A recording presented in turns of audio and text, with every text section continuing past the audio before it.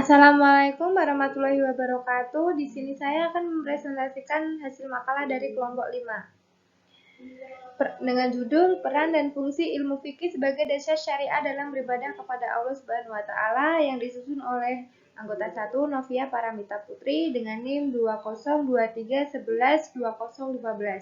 Anggota 2 Sarah Humaira Firdausiyah dengan NIM 2023112018.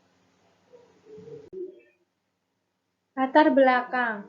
Fikih adalah sebuah disiplin ilmu yang membahas regulasi-regulasi hukum syariat Islam dalam konteks praktik kehidupan manusia.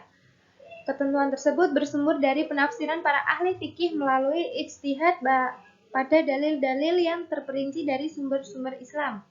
Salah satu keunggulan fikih yang dianggap sebagai peraturan syariat Islam yang mengatur tindakan dan ucapan mukallaf adalah keterkaitannya yang erat dengan keyakinan pada Allah dan prinsip-prinsip akidah Islam lainnya, khususnya akidah yang terkait dengan kepercayaan pada hari akhir.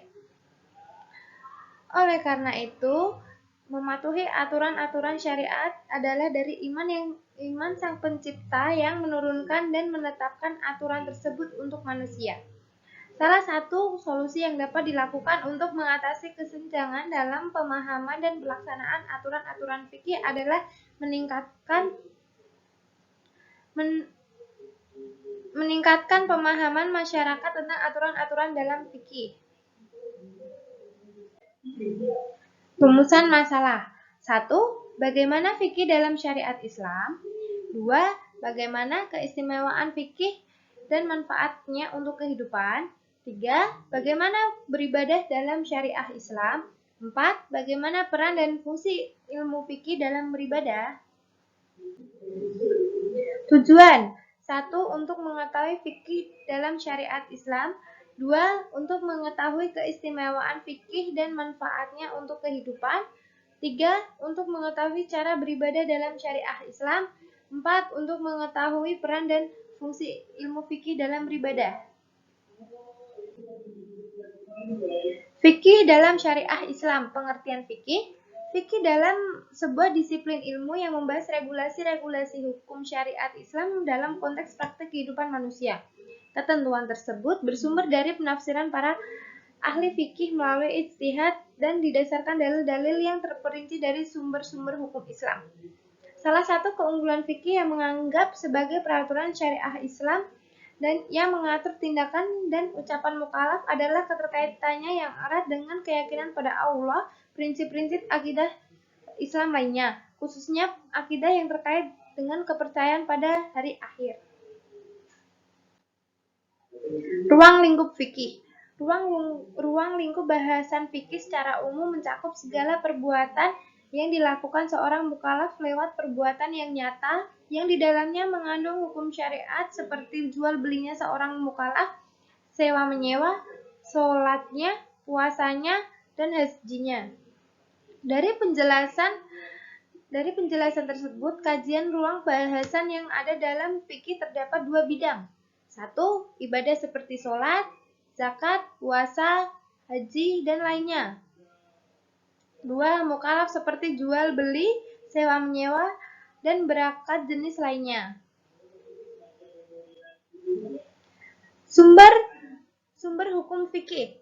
Fikih sebagai ilmu yang merupakan interpretasi para ulama, tentunya para memiliki sumber terhadap garis hukum yang diambil maupun dipahami. Di antaranya, sumber hukum fikih disepakati para ulama, di antaranya adalah Al-Quran, As-Sunnah, Ijma, dan Qiyas. Al-Quran. Sebagai kitab suci umat Islam, Al-Quran merupakan firman atau pesan Allah yang diberikan kepada Nabi Muhammad SAW untuk disebarkan kepada seluruh umat manusia sampai akhir zaman. Selain sebagai sumber ajaran agama Islam, Al-Quran juga dianggap sebagai sumber utama atau dasar utama syariat. 2. As-Sunnah atau hadis. Kutipan hadis atau as-sunnah adalah sumber ajaran Islam yang mencakup pernyataan, pengalaman, pengakuan, dan peristiwa dalam kehidupan Nabi Muhammad SAW Selain Al-Quran, kutipan hadis juga digunakan sebagai bukti keagamaan dalam praktik kehidupan sehari-hari. Karena keduanya berasal dari wahyu Allah Subhanahu wa taala. Dalam hal ini, hadis mendapat tempat penting setelah Al-Quran. Hadis tidak hanya berfungsi untuk menjelaskan dan menafsirkan keumumannya, tetapi juga untuk melengkapi hukum-hukum yang sesuai dengan Al-Quran.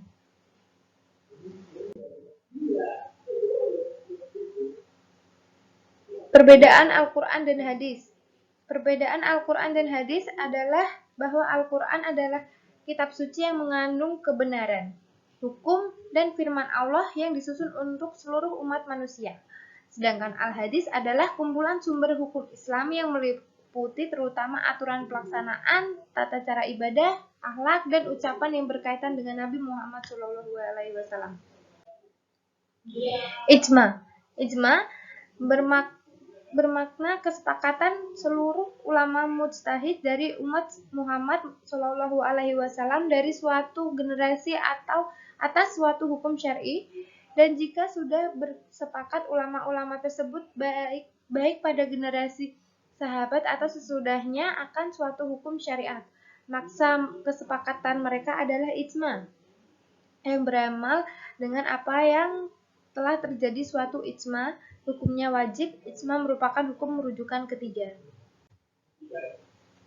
Qiyas yaitu mencocokkan perkara yang tidak didapatkan di dalamnya hukum syar'i dengan perkara lain yang memiliki nas yang sehukum dengannya, dikarenakan persamaan sebab atau alasan antara keduanya. Qiyas merupakan sumber rujukan keempat setelah Al-Quran, As-Sunnah, dan Ijma. Oleh karena itu, dapat dipahami dengan jelas bahwa jika ada suatu hal yang belum diputuskan oleh Allah dan Rasul-Rasulnya, umat Islam dapat memutuskan sendiri pemahamannya itu. Sekian presentasi dari saya. Materi selanjutnya akan diteruskan oleh rekan saya. Terima kasih. Wassalamualaikum warahmatullahi wabarakatuh. Assalamualaikum warahmatullahi wabarakatuh. Perkenalkan, nama saya Novia Paramita Putri dari kelompok 5 dengan nomor induk mahasiswa 2023112015 dari Prodi S1 Manajemen kelas non-reguler angkatan 51 Sekolah Tinggi Ilmu Ekonomi Amal Salatiga. Di sini saya akan melanjutkan kembali perihal materi presentasi kelompok kami, yaitu kelompok 5 dengan judul Peran dan Fungsi Ilmu Fikih sebagai Dasar Syariah dalam Beribadah kepada Allah Subhanahu wa Ta'ala.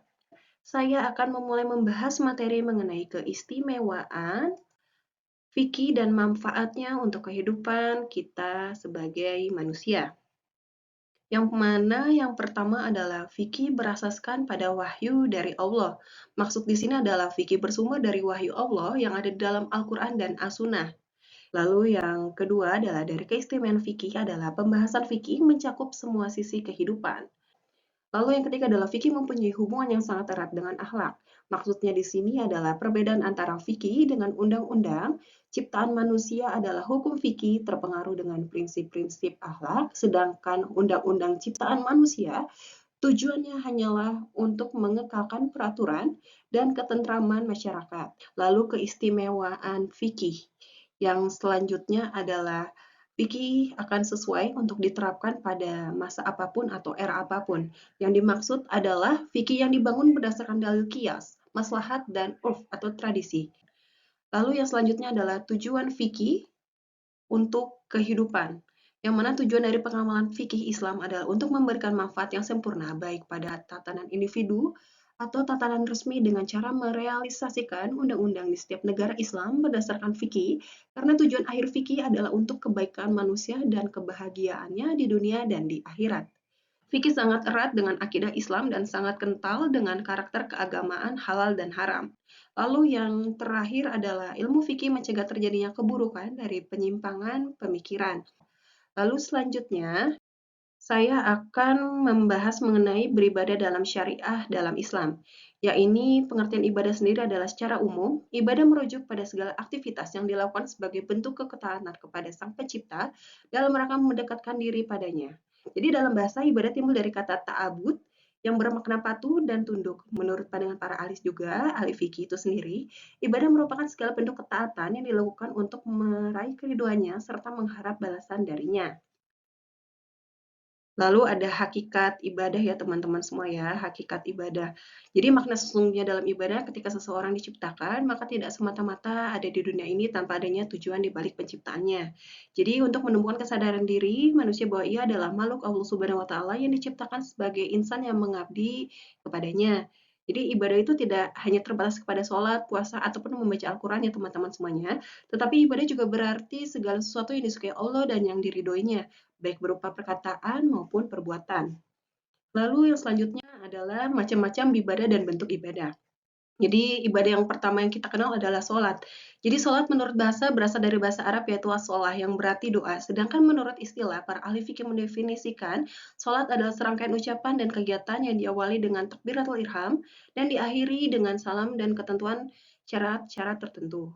Lalu yang ibadah yang kedua ada puasa, yang mana puasa menurut bahasa adalah menahan dari segala sesuatu seperti makan, minum, nafsu, menahan bicara yang tidak bermanfaat. Jadi dalam berpuasa juga terdapat rukun yang harus dijalankan dan tidak boleh ditinggalkan. Jadi rukun puasa itu meliputi niatnya dan menahan diri dari segala sesuatu yang membatalkan puasa dari terbitnya fajar hingga terbenamnya matahari. Lalu yang ketiga ada haji. Jadi haji menurut syara adalah menuju ke Baitullah dengan tempat-tempat tertentu untuk melaksanakan amalan ibadah tertentu pula. Yang dimaksud tempat-tempat tertentu yang dimaksud adalah Ka'bah, masa tempat sa'i, Arafah, Musdalifah, dan Mina. Lalu yang dimaksud dengan waktu-waktu tertentu ialah bulan Zulhijjah. Adapun amal ibadah yang tertentu ialah tawaf, sa'i, wukuf, mabit di Musdalifah, lalu melontarkan jumroh, mabit di Mina, dan lain-lain. Lalu ibadah yang keempat dan kelima. Yang keempat adalah zakat. Jadi menurut bahasa, zakat artinya tumbuh dan berkembang, atau mensucikan karena zakat akan mengembangkan pahala pelakunya dan membersihkan dari dosa. Jadi zakat ini terbagi jadi dua ya teman-teman, zakat fitrah dan zakat ma'al. Lalu ada zikir. Jadi arti zikir sendiri dari segi bahasa adalah zikir berasal dari kata zakara atau ya maaf maksudnya atau yaitu nyat zukuru atau zikir yang artinya merupakan perbuatan dengan lisan, menyebutkan, menuturkan, mengatakan, dan mengingat atau menyebut dengan hati. Lalu selanjutnya kelompok kami membahas peran dan fungsi ilmu fikih dalam beribadah. Jadi peran dan fungsi ilmu fikih dalam beribadah yang pertama adalah menyediakan panduan yang tepat dalam melaksanakan ibadah sesuai dengan ajaran Islam yang benar.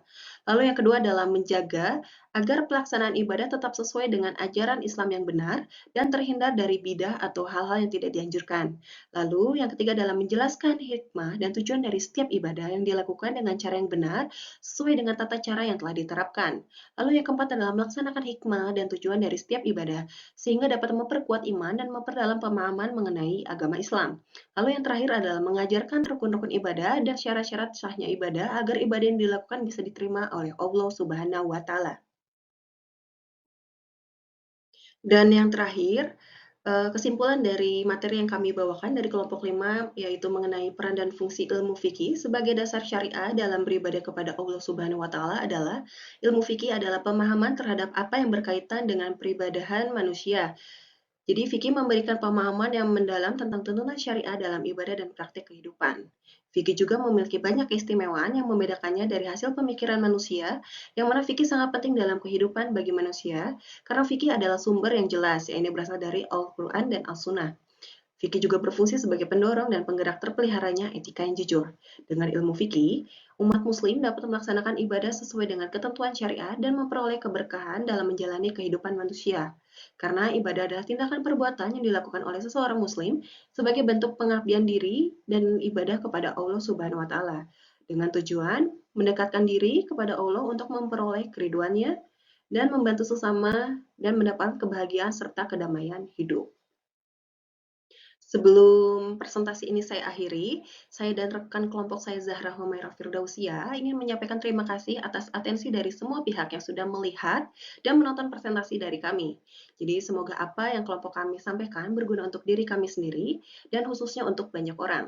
Jika ada kesalahan kata perbuatan selama kami menyampaikan materi ini, kami memohon maaf yang sebesar-besarnya. Jika teman-teman ada pertanyaan yang ingin diajukan, teman-teman semua bisa menuliskannya di kolom komentar di bawah ini. Jangan lupa like, komen, dan subscribe. Sekian dari kami, kelompok 5. Wabillahi taufiq wal hidayah. Wassalamualaikum warahmatullahi wabarakatuh.